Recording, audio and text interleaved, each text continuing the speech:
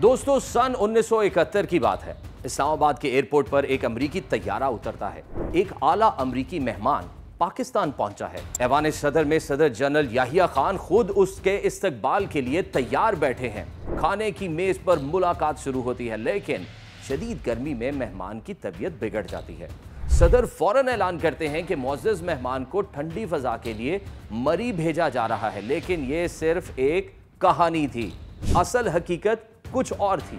वो मेहमान आम फर्द नहीं बल्कि अमेरिका के वजीर खारजा हेनरी किसिंजर थे, और मेहमान को मरी भेजने का ड्रामा सिर्फ सहाफियों को दिखाने के लिए रचाया गया।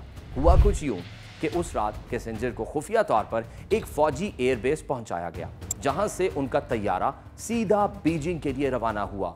ये वो दौर था जब अमेरिका ने चीन को तस्लीम तक नहीं किया था, मगर पाकिस्तान ने दोनों दुश्मनों के बीच वो पुल बनाया जिसने तारीख का धारा बदल दिया। बीजिंग में हेनरी किसिंजर ने चीनी क़यादत से खुफिया मुलाकात की। ये ही मुलाकात आगे चलकर सदर रिचर्ड निक्सन के 1972 के तारीखी दौरे चीन का सबब बनी। और फिर वो लम्हा आया जब अमेरिका ने चीन को तस्लीम कर लिया।